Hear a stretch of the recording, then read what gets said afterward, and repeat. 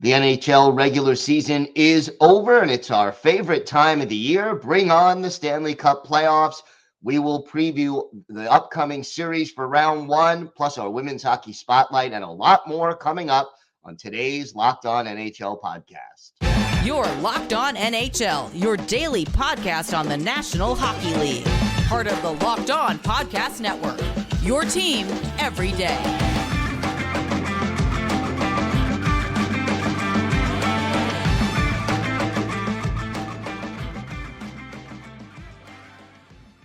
Welcome, everybody, to the Friday edition of the Locked On NHL podcast, part of the Locked On Podcast Network, your team every day. I want to thank everyone who makes Locked On NHL your first listen every day. Don't forget to subscribe on YouTube or wherever you get your podcasts so you can get new episodes as soon as they drop. Today's episode is brought to you by Monopoly Go. I admit it, I have a competitive side, and it's a big fan of Monopoly Go, the mobile hit twist on classic Monopoly. So join your friends and download Monopoly Go, now free on the App Store or Google Play. Rachel, can you believe we have reached the end of the regular season? It's playoff time. We did it. We did indeed. 6 months of hockey, and now leading up to the intense marathon that is the Stanley Cup Playoffs. Still, for my money, the best playoff system in the entire sports world. Yeah, I love it. And I love that this season, everything came down to the last couple of days in terms of who was going to make it in the East, in terms of the seeding in the West. And the games on the last day had an impact. They did. In fact, the last second of the season had an impact. So that was exciting to see. And, but before we sort of dive into the playoffs, though, some big news from the National Hockey League. It is now official. The Arizona Coyotes are moving to Utah. But as a franchise, Arizona could get hockey back. Yeah, this is a very weird situation. And so I guess you have to put an asterisk next to that. The Yotes are moving. So all of the players and hockey ops are moving, but the brand and the existence of the Arizona Coyotes as an entity will stay in Arizona. And the owner, who has failed Arizona, in my opinion, has 5 years to get a stadium deal and get it built in order to retain the rights to that franchise, and then they'd get an expansion team at that point. But I think, we talked about it last week on the show. The Smiths in Utah had the money. They were ready, willing, and able to get it done. And they've been working on this behind the scenes for a while now, it appears. And so we have an unnamed Utah team coming up next season. Yeah, so exciting for Salt Lake City and the hockey community there, but certainly painful and disappointing for Arizona. And, the way their NHL is trying to set this up, it kind of reminds me of what happened with the Cleveland Browns in the NFL, where the team moved to Baltimore, they kept their name, their logo, their history, and they were able to get an expansion team. But I guess the question is, after failing to get the arena situation resolved for the last however long, how many years we've been trying to resolve this, what makes you think it'll happen in the next 5 years? I don't know. I think that it's a coin toss at this point. Do you think, after the last almost 3 decades, do you think hockey can thrive in the desert, in Arizona? Absolutely, because I don't think any of this has to do with the fan base and the community. It's all about ownership and management and marketing and the whole arena debacle from jump. Going from once the lease was up in Glendale, they just did not have it together. Of course, ownership changed hands with somebody that just did not have the capacity to manage it properly. And I think that there is a vibrant hockey community in Arizona. I think you could look at the youth hockey stats as evidence of that, and just how devastated the people are there. Yeah, and understandably so. It's one of those situations where it's not like the fans didn't support the team. It's just that this was a mess for a very long time as far as that Yeah. arena situation and the ownership situation is concerned. And for hockey fans in the desert, I certainly hope things end up working out for them and they can get back into the league. I know you know a lot about Salt Lake City and Utah. How exciting is this for the hockey community there, and how successful do you think this as of yet unnamed franchise can be? Yeah. Yeah, it is interesting. They're gonna go with the unnamed franchise, just Utah, for a little bit until they can get branding together, since all of this happened so quickly. They have a really good marketing firm signed up already to work on that. So I think that they're doing the right thing here, but not having a team name for the first year is going to be weird. But all of that being said, Utah has a really strong hockey community. It's a winter sports town in Salt Lake. The entire Wasatch Front is a really good market.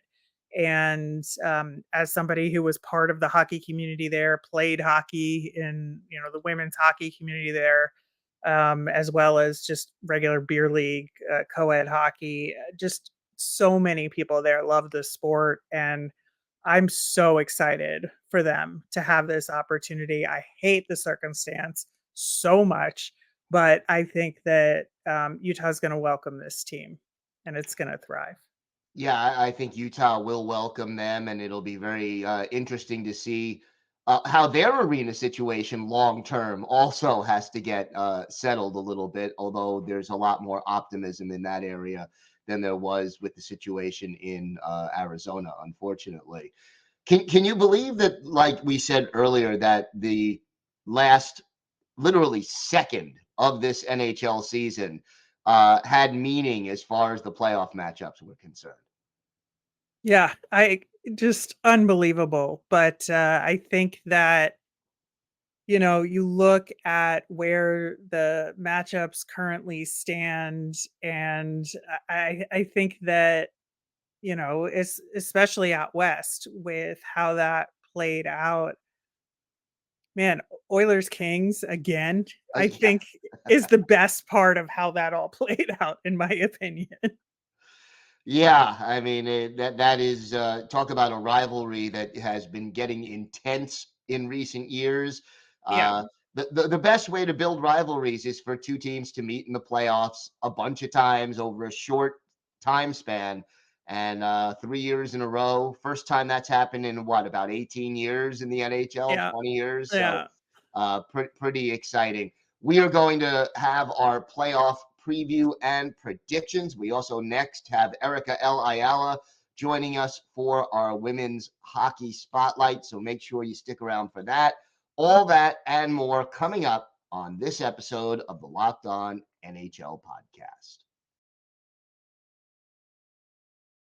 We all know how important life insurance is, but it can be overwhelming trying to find the right policy on your own. Policy Genius is the country's leading online insurance marketplace. It saves you time and money so you can provide your family with a financial safety net starting today. With Policy Genius, you can find life insurance policies that start at just $292 per year for $1 million of coverage. Some options offer same day approval and avoid those unnecessary medical exams.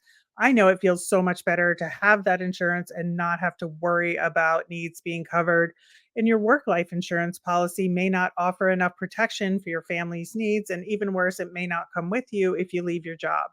And Policy Genius gives you unbiased advice from a licensed expert support team. Check life insurance off your to-do list in no time with Policy Genius. Head to policygenius.com/lockedonnhl or click the link in the show notes to get your free life insurance quotes and see how much you could save. That's policygenius.com/lockedonnhl. It is time for our bi-weekly women's hockey spotlight, and that means we welcome in Erica L. Ayala. Erica, lots going on right now. let's start with wrapping up the IIHF Worlds. Yes, indeed. So once again, we have the United States and Canada battling it out in the gold medal game. Once again, we have overtime free hockey in Utica. And yes, the Canadians come away with the game. This now, I don't know, Rachel, this seemed like a really high scoring gold medal game, respective to what we usually see in hockey, and certainly between these two teams. Yeah, especially that third period that just completely went off the rails in the best way possible. Right. Yeah. Not good for people's anxiety, but if you're all about goals, then there you go.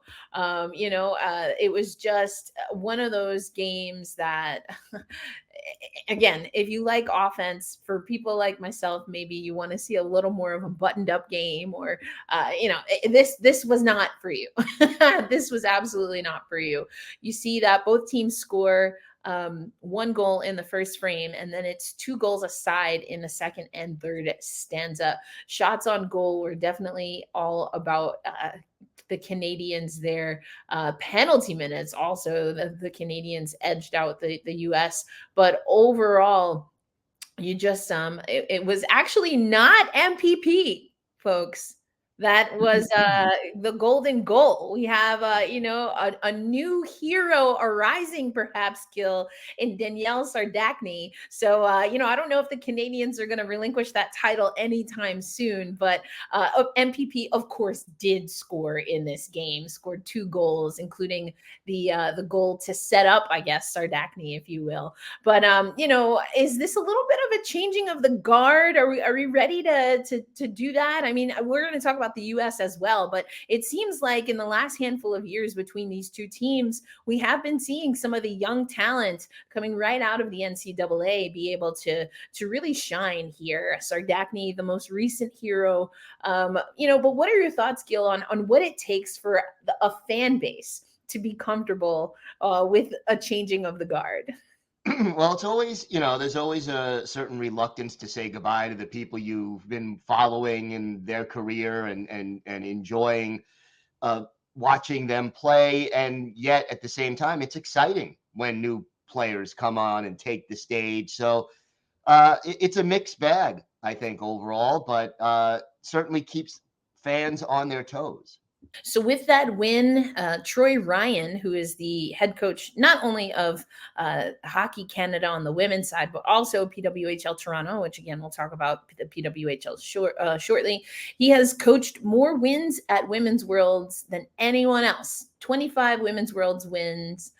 Just one more than Ben Smith, who was the USA coach for a time. So the stats leaders actually come from the silver medalists, Rachel. We have in goals, it's Alex Carpenter and Layla Edwards, who we're going to talk about in more detail shortly. Assists, Caroline Harvey, who had a great Women's Worlds last year. And also points overall, Carpy, Hillary Knight, who we've kind of been a little tough on Nighter in the PWHL. And again, Caroline Harvey, all at 10 points there. So it's interesting to see that at least on the offensive output, as far as stats leaders, the USA right there, but Canada able to get gold.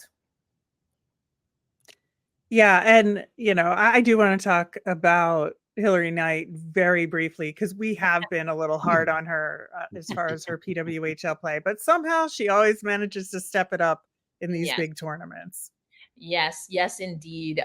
Just kind of another clutch player. I don't know exactly if Knight has ever gotten a moniker like Marie-Philippe Poulin.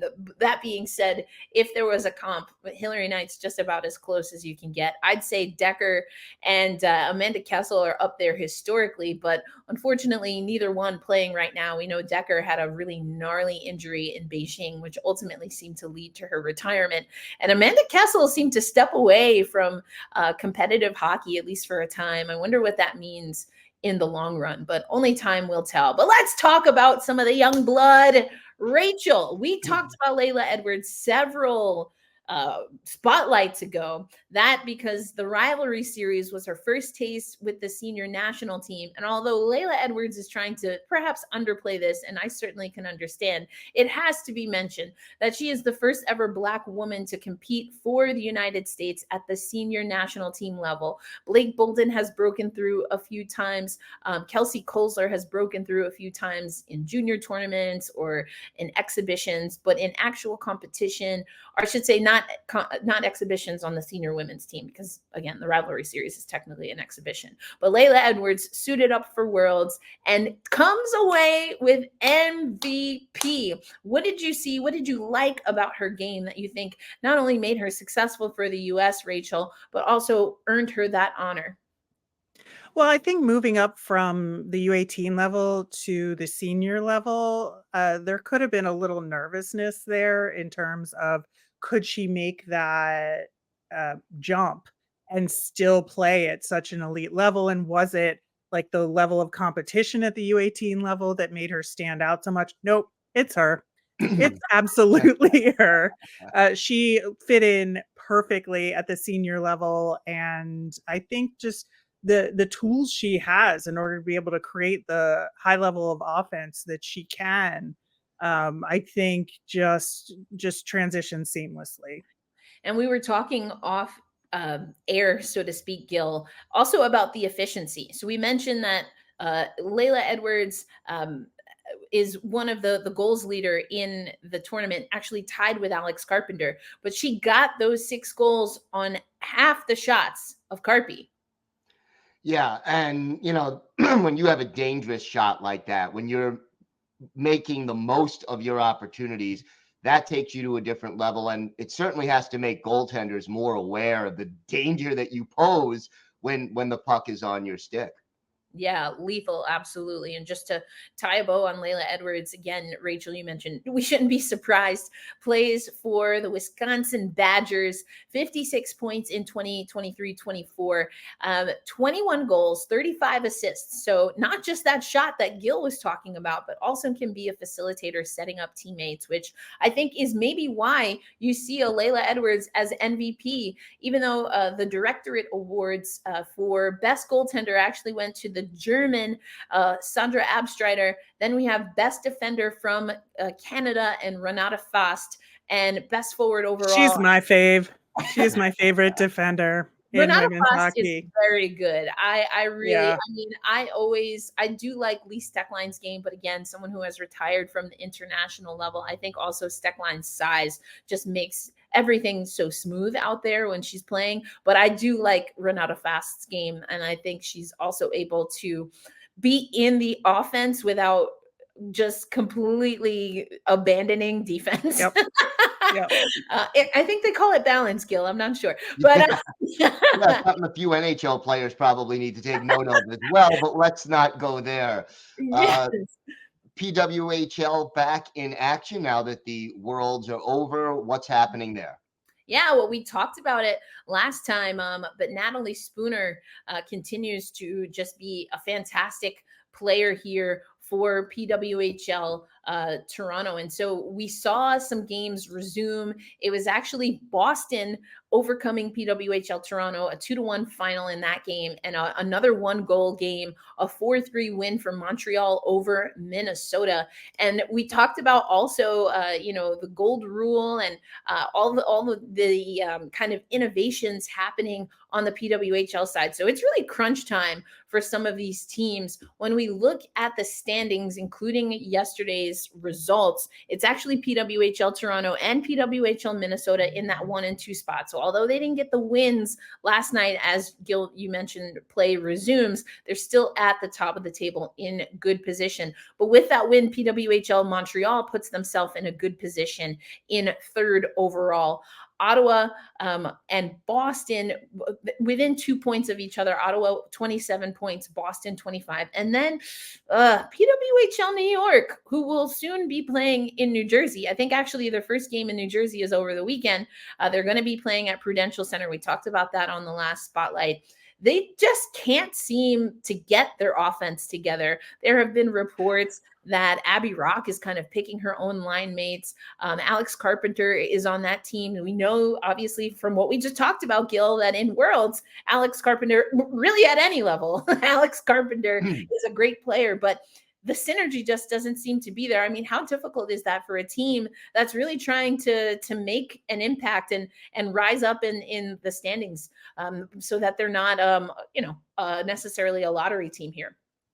Yeah, it's tough when you don't have team chemistry, when you don't have unity, and obviously also when you have multiple homes. So all of these things probably making things more difficult for New York. Yeah. And I mean, with rush hour traffic alone, Rachel, we're talking at least a couple of hours from all of their homes, as Gil put it. So that's definitely something, unless they invest in that chopper service, is going to be a little tough. Yeah, I will say though, the Prudential has the best, I would say, public transit access for people living in the city.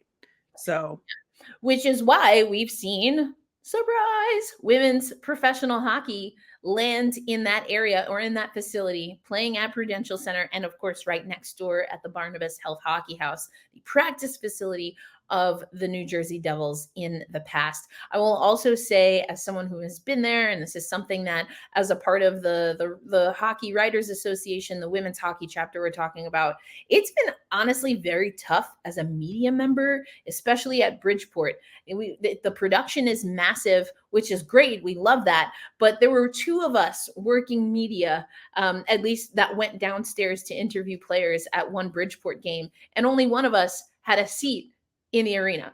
And that one wasn't me. So I had to stand up and report on the game, which is not ideal when you're trying to tweet and type and get notes together. So I do know that Prudential will have some more space, and so hopefully some things like that will continue to really up the ante when it comes to the PWHL as they march on to the playoffs. So the season is going to end next month, early May, and then it's off to the playoff push. Again, Toronto and Minnesota kind of in the driver's seat. 1 point also, it separates them and Montreal just 2 points off from Toronto. So it's going to be an interesting game. And again, Montreal getting that win, Gil, pretty big coming right out of the break. No doubt, no doubt. And it should be a very exciting stretch drive. I know you'll have it covered every step of the way. Erica, thank you so much. Always great to have you here. Thank you.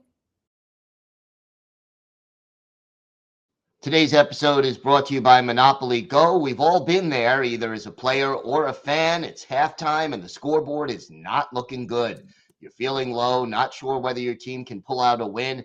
That's when you dig deep, lift up your head, and say to yourself, time to get back in the game, pull off some bank heists, and take as much of my friends' money as I possibly can. That's right. The smash hit mobile game Monopoly Go lets you compete with your friends to get the most riches and the biggest empire. It's the Monopoly you love, but on your phone anytime, with tons of new twists, including leaderboards to compare your progress to your buddies. There's so much to do. Play on countless dynamic Monopoly boards, make your friends bankrupt by smashing their landmarks with a wrecking ball, charge other players rent for your iconic properties. You can even work with your friends to crack open community chests and in tournaments to get extra rewards and climb the leaderboard. So get back out there and put on your game face and download Monopoly Go, now free on the App Store or Google Play. Are you watching Fox Sports or ESPN on your TV all day? Have to turn down the volume with all that shouting? Well, make the switch to Locked On Sports Today, a free 24/7 sports streaming channel programmed for you every day to bring you the biggest stories without all the screaming. Locked On Sports Today brings you can't-miss analysis, opinions, and news, streaming 24/7 on YouTube or the free Amazon Fire TV channels app. It's part of the Locked On Podcast Network, your team every day. Playoffs, it's time. It is time. We have 8 series to talk about now, and let's dive into our predictions. Let's start in the Atlantic, the Florida Panthers and the Tampa Bay Lightning, and the Battle of Florida, should be a humdinger. I love this series. I think that it's good to continue to build this rivalry. I myself will be rooting for the Tampa Bay Lightning so that the Florida Panthers pick is better because it belongs to the Philadelphia Flyers. But that being No said, ulterior motive, none. none whatsoever. Florida is so good this year, and Yeah. it's just one of those things where I think Tampa kind of got comfortable toward the end of the season, with them locked in that first wild card spot and no real chance of moving up. Really, that did they get a little complacent toward the end of the season? I think that'll be an interesting thing going into the playoffs. And can this band pull it back together and defeat a very dominant Florida Panthers team? Yeah, got to turn that intensity button back on. How about Boston and Toronto, an original six rivalry matchup? Pretty intense stuff. And can Boston right the ship after their slow finish to what was a very great season? Yeah, I just think you never doubt Boston. That is my take on things, and that they have so much experience and leadership that they can just turn it around and step into playoff mode like without any questions asked. And can the Maple Leafs, is this a year they could finally end the jinx dating all the way back to 1967? No, I think the answer to that is no. However, I do think this is going to be a very competitive series. I just think Boston is going to win out in the end. I think it goes seven. I really do. Yeah. Metropolitan Division, the Rangers and the Capitals. The Capitals winning that second wild card spot, but can they dethrone the Rangers? I also think the answer to that is no. I do think that ultimately the Caps like completely destroyed themselves getting here to this point, and I just think with what the Rangers have in their toolbox, it's going to be too much for the Capitals in a 7-game series. I think in a 1-game elimination, the Caps could get it done, but in a series, I just don't think they have enough left in the tank. But prove me wrong, Caps. Prove me wrong.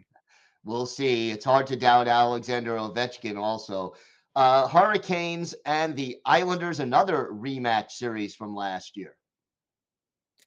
Yeah, I think that one is gonna be the most interesting in the East to me, just because I think that the Islanders, and you can speak to this, had such a strong end to the season overall, and they're going into this series like on a high note.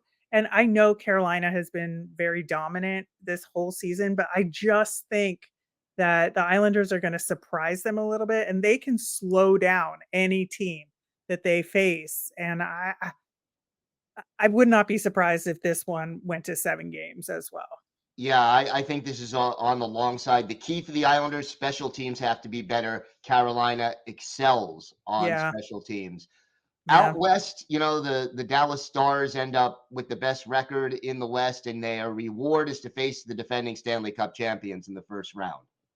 No big deal whatsoever. Yeah, this is gonna be a real tough one to predict, I think. Only because, you're looking at a team that in Vegas that just isn't quite as strong as they have been in the past, and Dallas has just been this, like, quiet monster all season long, just getting business done, and I feel like, they're just gonna continue to do that. Yeah, they're just efficiently picking up points all Uh-huh. season long, and let's see whether that continues. And how about the Winnipeg Jets and the Colorado Avalanche with the Jets having home ice advantage? Yeah, I'm honestly surprised it turned out that way because it was looking like maybe the Jets were gonna fade a little bit, toward the end of the season, but they got it back together as well, and I think this series is gonna be a lot more competitive than I might have thought even, like, 2 weeks ago. But I also think that the Avs have put a lot into this this postseason and what they did at trade deadline and how they've been able to mesh moving forward. I think Sean Walker has been a really good addition to that team on the blue line. This is going to come down to, I think, number one, goaltending. I think that's going to be an interesting aspect to this series. But also, it's just going to come down to efficiency. And this is going to be one of those things where whoever makes the mistake is going to suffer. No doubt. No doubt. Vancouver and Nashville. I think this is one of the more fascinating series matchups. And this is your pet team, Nashville, the team you picked to possibly surprise. I know. Here they are. Can they surprise the Vancouver Canucks, though, who were a little uneven down the stretch? Yeah, I think Nashville was a little uneven down the stretch, Both of them though, were. too. Yeah. Yeah, that's what's interesting about this. And I think that both teams also have limited recent playoff experience in terms of getting far into the playoffs at all.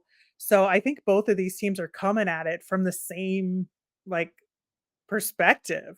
And that's what makes this interesting to me, is that I almost didn't want these two teams to play in the first round just because of that fact, to give them both a chance to move on. But this is one series that I could not predict or call in advance.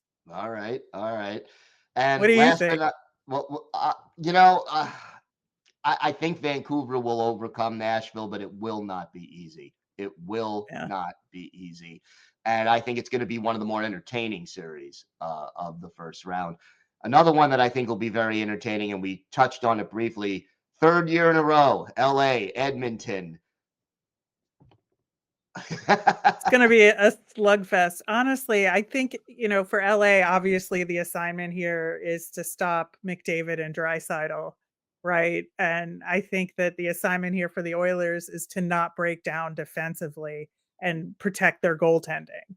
So, it's just going to be who wins out on that matchup. And I think that the Oilers are going to win this one.